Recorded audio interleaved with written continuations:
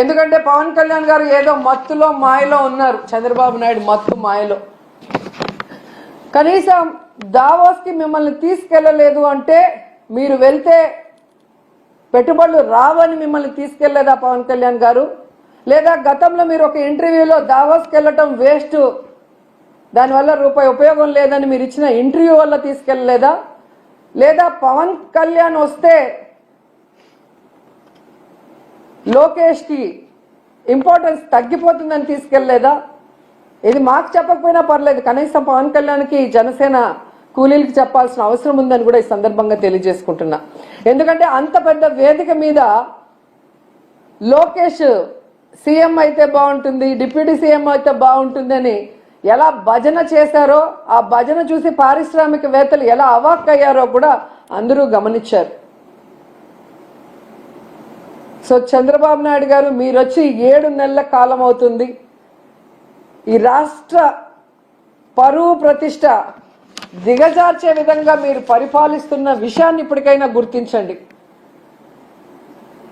మొన్న టీటీడీ తిరుమల వైకుంఠ ఏకాదశి తొక్కిసలాటలో ప్రాణాలు పోగొట్టుకున్న కుటుంబాల్ని మీరు గాలికి వదిలేసి, దాంట్లో నుంచి మిమ్మల్ని నమ్ముకున్న మీ అఫీషియల్స్ ఎవరైతే మీరు రిక్రూట్ చేశారో వాళ్ళు, మీరు రిక్రూట్ చేసిన టీటీడీ పాలక మండలిని తప్పించడానికి, కాపాడటం కోసం ఈరోజు ఎన్ని డాన్సులు వేస్తూ తిరుమల పవిత్రతను పాడు చేస్తున్నారు.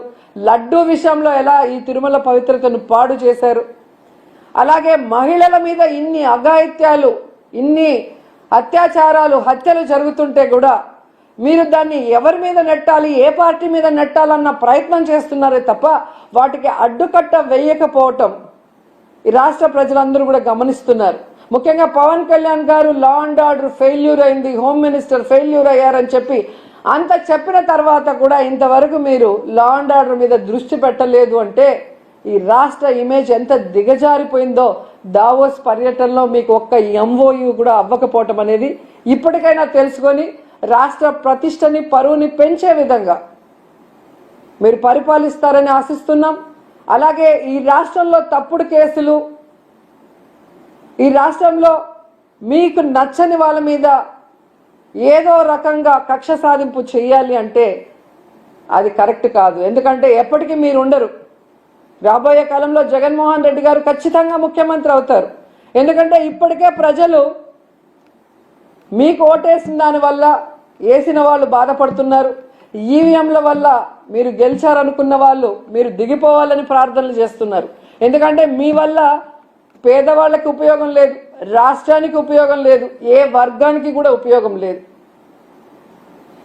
కాబట్టి ఇప్పటికైనా మీరు మీ సీనియారిటీని, ఇచ్చిన మాట నిలబెట్టుకోవడంలో పెట్టండి.